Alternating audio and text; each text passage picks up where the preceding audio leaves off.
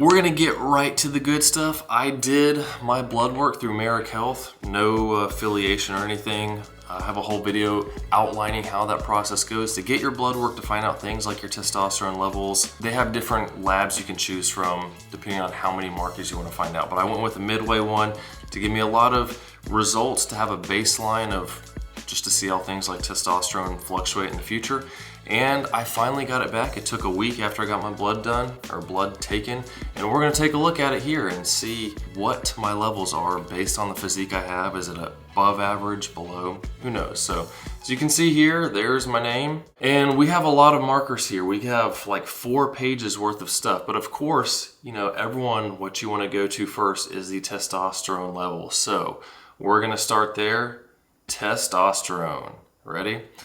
My total testosterone level is 522.2 nanograms per deciliter. And the normal reference range is 264 to 916. So pretty much right smack in the normal. I'm average. I got that mid physique, the average physique. So if you like the way my physique is, that gives you hope, because it's not like I'm sitting here with a natural testosterone level above 1,000. And you know, that kind of made me laugh when I saw this too, because I've been training pretty hard for almost 5 years now. Learn how to diet properly, learn how to work out properly to build muscle. And then you see guys like Alex Eubank, who's like 26, something like that, and he just started taking TRT because his testosterone levels are just crushed because they're down at 350, which is in the normal reference range. But he also mentions in the video that his have been as low as 215 all the way up as high as 910, I believe he said, which is at the literal top end of the normal reference range. So that goes to show how much your testosterone level can fluctuate. I'm right in the middle. I'm interested to see if I cut down 10 pounds and then get my blood work done again and see how much my testosterone level drops if I get close to that 6-7% again like I was in the bodybuilding show last year, versus bulking up for a powerlifting meet where I got up into the mid 190s versus the mid 170s for that bodybuilding show. And he has said that when he's at a healthy body fat percentage, he's in the 900s. So no way you need TRT if your levels are naturally at 910 nanograms per deciliter, literally at the top of the normal reference range. Other than you have problems in your head because you just feel like you need it so that you can be leaner, and made a whole video on that. You can check it out. Free testosterone, we've got 12 3/4, which that's pretty much right in the middle of the reference range as well. FSH and LH, I don't even remember what these stand for. You guys can post in the comments too. If I'm saying stuff that doesn't make sense, I'm new to this. I'm going through it pretty much for the first time, just like you are. The first thing I noticed that was somewhat above normal range. So we had this bun on the metabolic panel, 21, and that shows high because 6 to 20 is the normal reference range. So let's just take a look real quick. What is bun metabolic panel? It's a blood urea nitrogen test. It's part of a basic metabolic panel, comprehensive metabolic panel. So it's screening for kidney disease, kidney function. So that could signal there may be something wrong with your kidneys. But do a quick search. What can artificially raise? The concentration of bun is artificially increased by a high protein diet or vigorous exercise, where it's decreased by low protein intake, liver failure, or treatment with anabolic steroids. So I guess it's not likely I'm on anabolic steroids if it's not low, but high protein diet and vigorous exercise, those both fit me. I shoot for around 180 grams of protein per day, so that's basically my body weight in grams of protein. I also exercise vigorously. I lift pretty much every day, like almost always 7 days a week. So right there, that's probably why that panel is higher. I'm not really worried about that because it's likely from the diet and exercise. Everything else I've gone through here is pretty much right in the middle of these normal ranges, so nothing really stood out to me. We had here the LDL and HDL cholesterol. So my LDL registered as high. You have references 0 to 99. I guess that's milligrams per deciliter.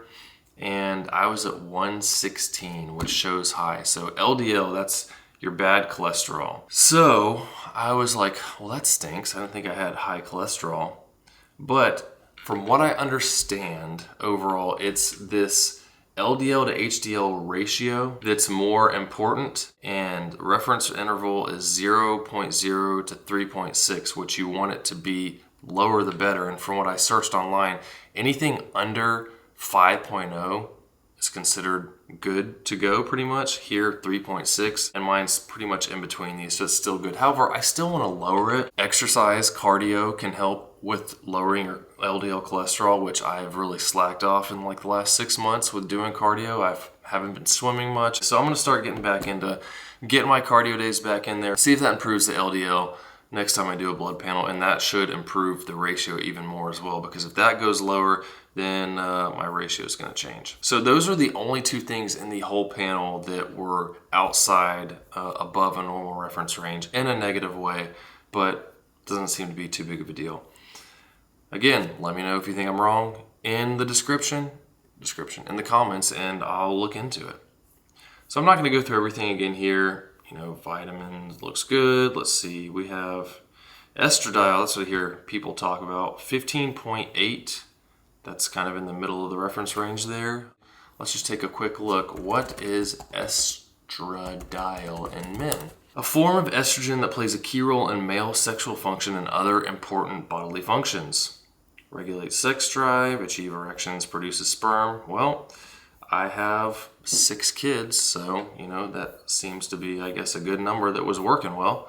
Brain and mood, it affects your mood and cognition. Produces estradiol when it converts testosterone into estradiol using the enzyme aromatase. So you hear people talk about when they're taking steroids, aromatase inhibitors, they're trying to keep your body from converting testosterone into estrogen, and all these hormonal functions are really important to how your body works. So you start getting into stuff like, oh, I'm going to take TRT.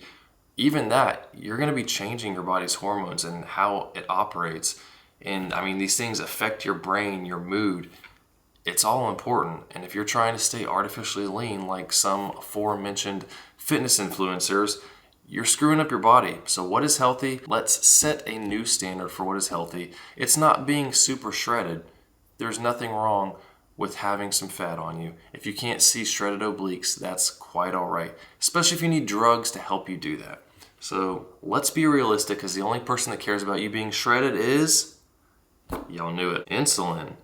2.9 out of 2.6 to 24.9, so I guess my insulin is quite low. Let's see, what is a good insulin level for men? Less than 20, whatever this measurement is, good. Above 40 could indicate insulin resistance. So 2.9, that is extremely low, pretty much at the bottom end of the range. And guess what? I eat a ton of carbs.